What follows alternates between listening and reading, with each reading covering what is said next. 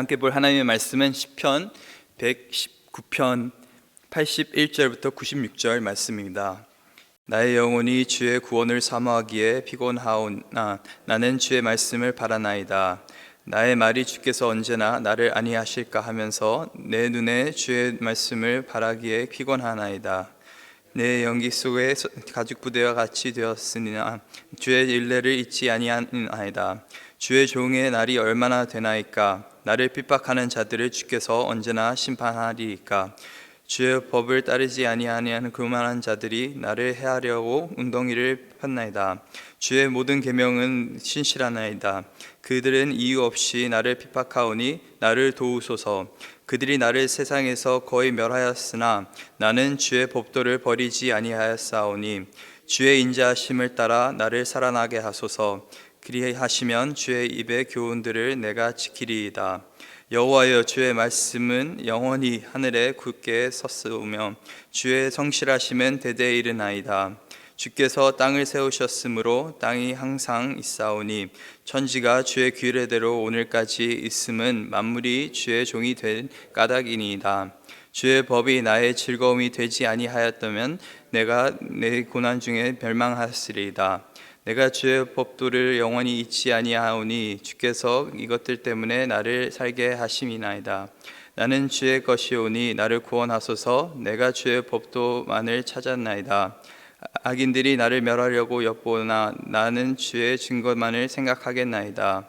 내가 보니 모든 완전한 것이 다 끝이 있어도 주의 계명들은 심히 넓으나이다.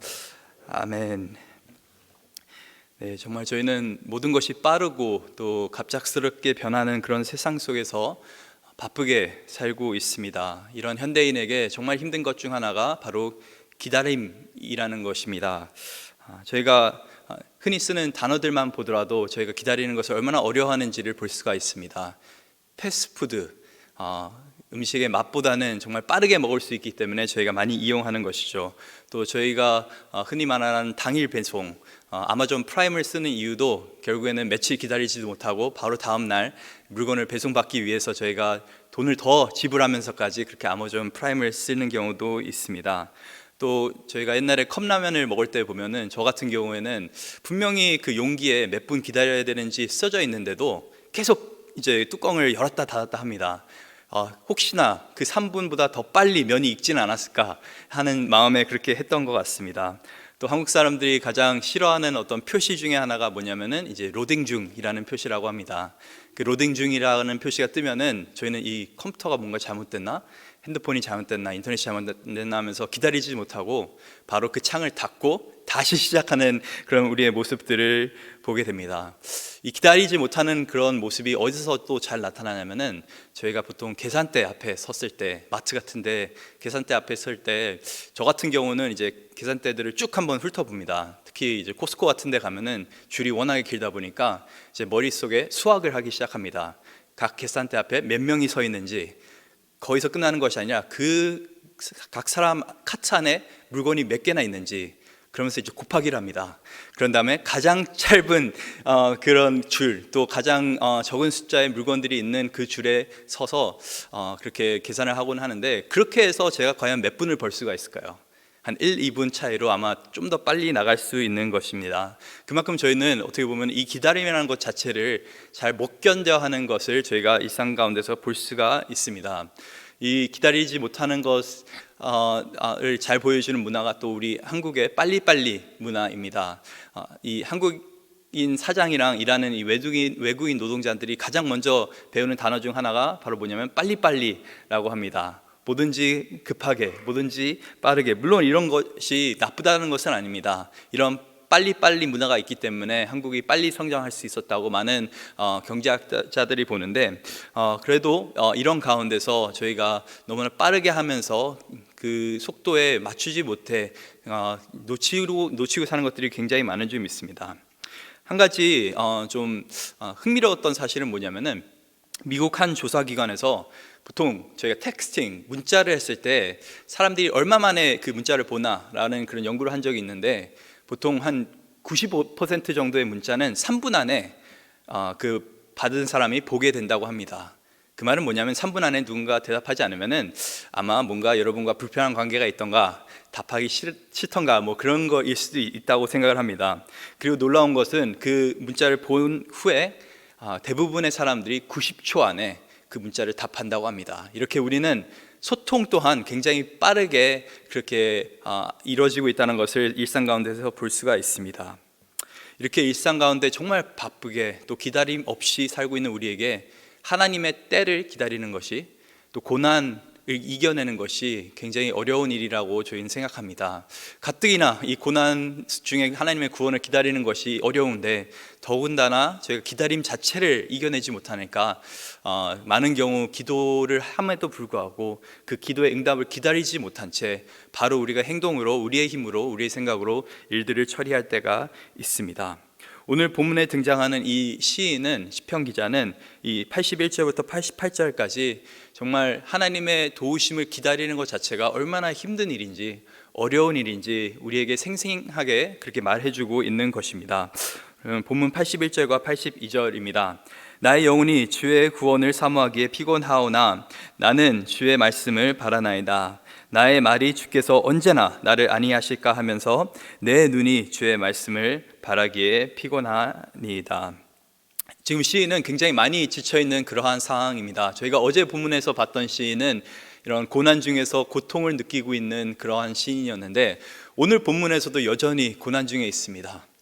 그런데 오늘 81절, 82절을 보니까 영혼은 너무나 피곤하고 눈도 피곤하다고 그렇게 성경은 기록하고 있습니다.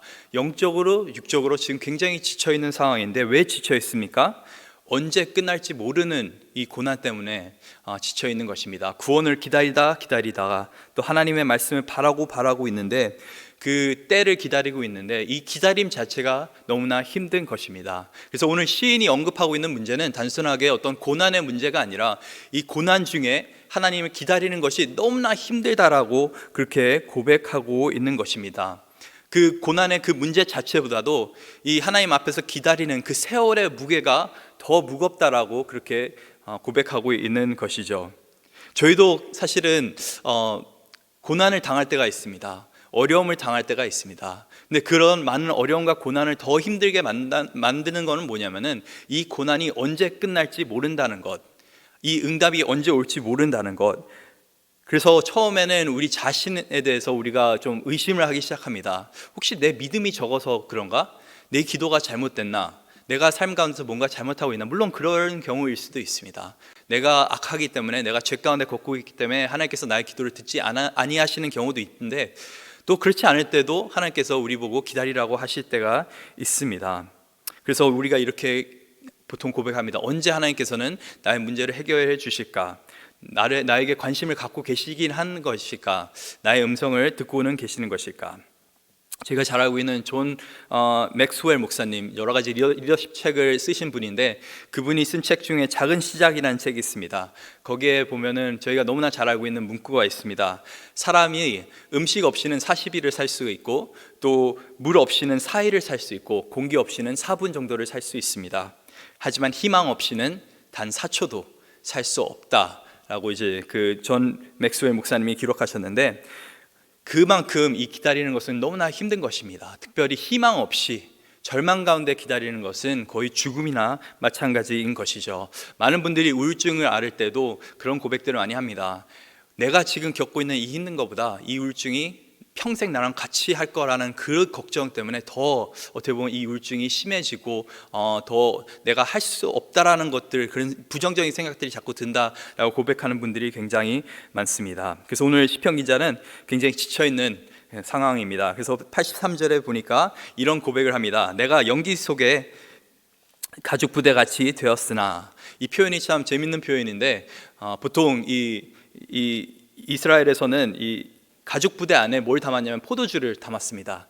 포도주를 담는데 보통 포도주 안에서 이 가죽 부대 안에서 포도주를 숙성시켰는데 어떤 때는 또 빨리 포도주를 숙성시켜야 되는 그런 상황이 있습니다. 그냥 포도주를 물이랑 마시면은 좀 위험할 수도 있으니까, 물이 그렇게 깨끗하지 않으니까 항상 어느 정도는 숙성해서 그렇게 마셨는데 좀 빨리 급하게 포도주를 숙성시켜야 될 때면은 불 옆에, 연기가 많은 그런 불 옆에 이렇게 가죽 부대를 두었다고 합니다. 그렇게 했을 때 직접적인 불이 아니라 이제 연기에 어떤 나오는 그런 열기로 인해서 가죽 부대가 그렇게 데펴지고 그로 인해서 빨리 이 포도주가 숙성이 되었다고 합니다. 문제는 그렇게 빨리 포도주를 숙성시켰을 때 가죽 부대 자체는 이제 꺼멓게 끓이게 되고 또 주름이 잡히게 되고 그래서 다시는 쓰지 못하게 된다고 합니다. 그래서 이렇게 연기 속에 있는 가죽 부대는 즉 쓸모없게 되는 그런 상태, 검게 끓인 그런 상태를 말하고 있는 것입니다. 지금 시편 기자는 자신의 상태가 그렇다는 것입니다.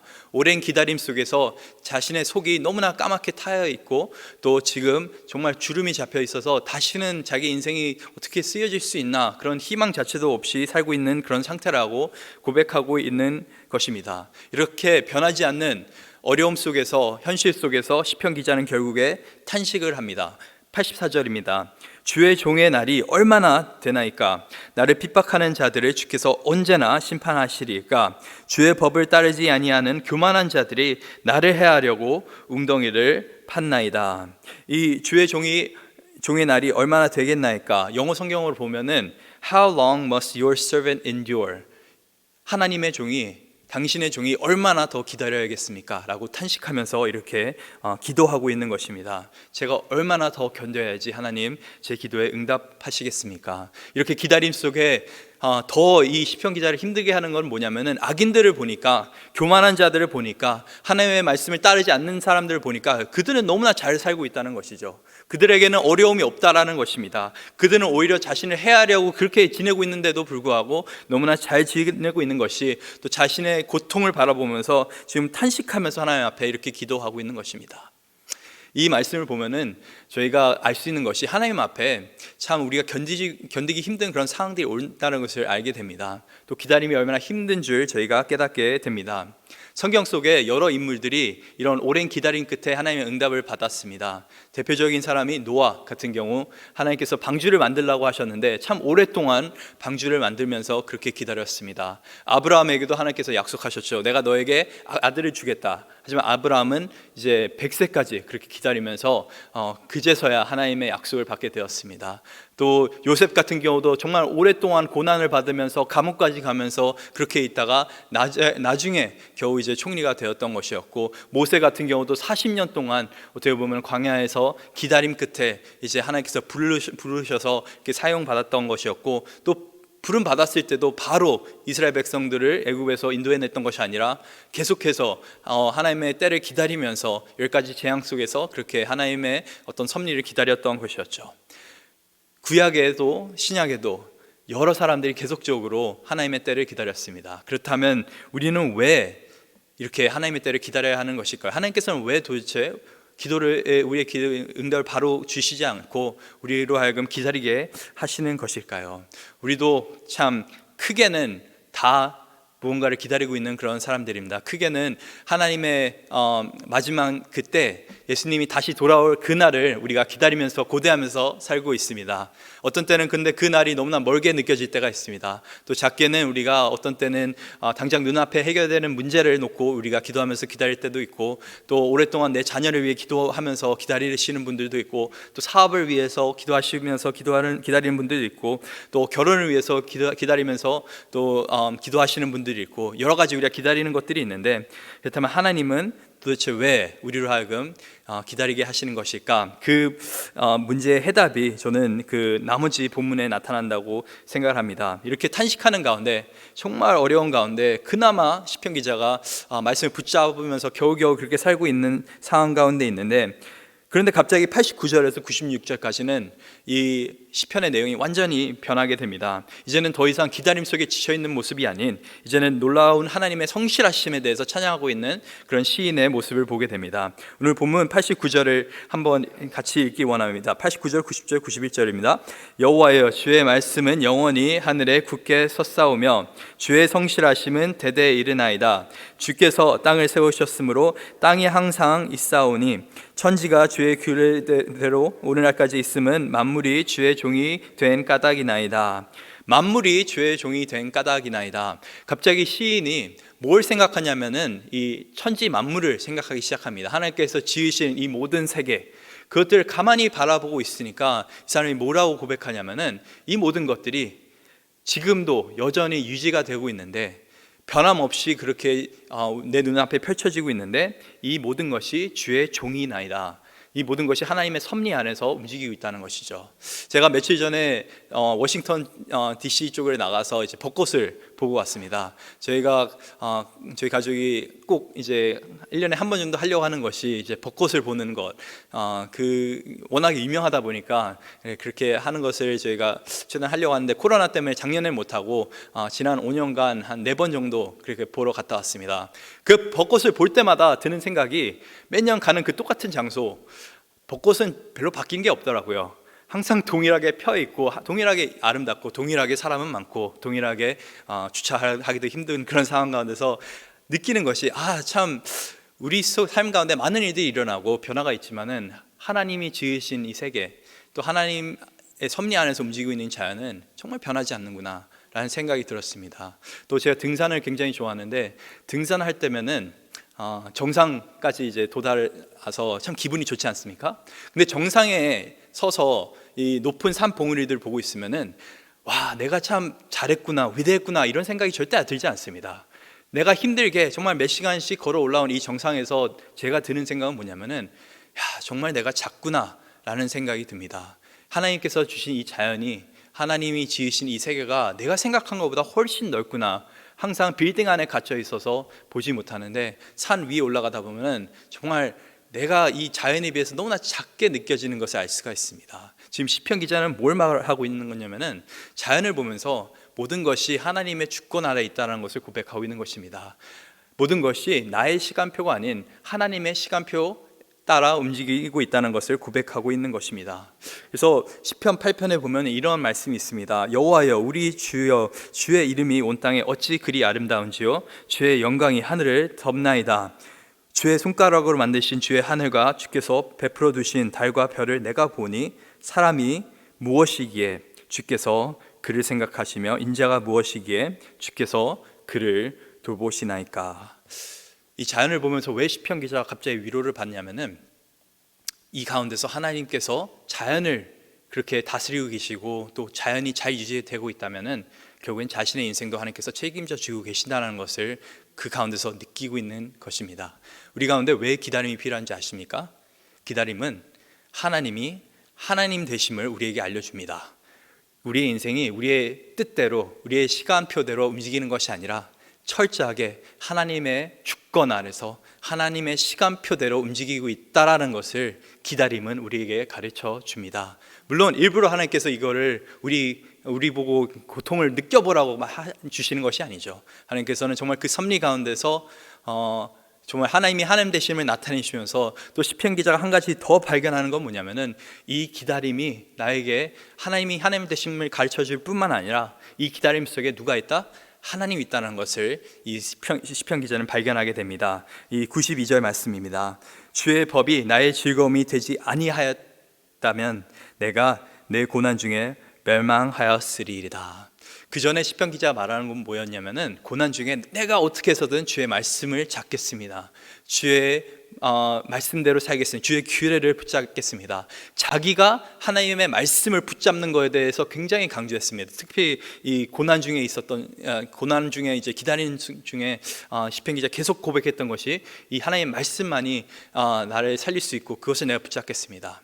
그런데 오늘 이 92절의 이 말씀을 보니까 자기가 말씀을 붙잡고 있는 줄 알았었는데, 결국에 시편 기자가 고백하는 것이 말씀이 나를 붙잡고 있었구나라는 고백을 하고 있는 것입니다. 이 말씀이 나를 살리고 있었구나. 내가 고난 중에 멸망하지 않았던 그 이유는 바로 하나님의 말씀이 나를 도우셨기 때문에, 그 말씀 속에서 내가 하나님의 그 놀라운 은혜를 보았기 때문에 내가 오늘도 이렇게 살 수가 있구나. 물론 자연이 주는 하나님의 그 놀라운 섭리와 통치 너무나 대단합니다.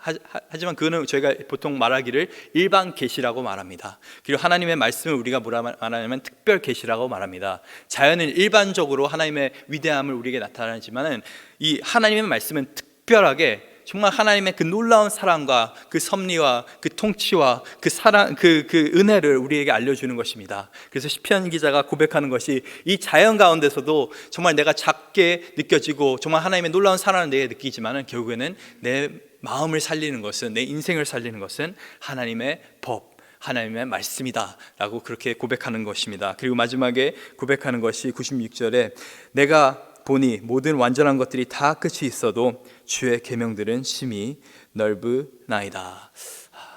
그래서 오늘 이 본문을 보시면서 우리 삶 가운데 많은 어려움들이 있고 기다림이 있는데 그 가운데서 먼저 하나님이 하나님 되심을 경험하는 그런 하루가 되길 간절히 소망합니다. 그리고 그 가운데서 우리의 기다림 속에서도 하나님께서는 우리 삶 가운데 역사하고 계신다는 것을 우리가 기억하길 원합니다. 이 기다림이 힘들다면 우리가 예수님을 바라보길 원합니다. 예수님은 정말 고난을 오랫동안 참으시면서 그 고통을 오랫동안 견뎌내시면서 하나님의 뜻을 끝까지 이루시던 그런 분입니다. 그러면서 히브리서 12장 2절을 보니까 이렇게 기록이 되어 있습니다. 믿음의 주여 또 온전하게 하시는 이는 이인 예수를 바라보자. 그는 그 앞에 있는 기쁨을 위하여 십자가를 참으사 부끄러움을 개의치 아니하시더니 하나님 보좌 우편에 앉으셨느니라. 너희가 피곤하여 낙심하지 않기 위하여 죄인들이 이같이 자기에게 거역한 일을 참으신 일을 생각하라.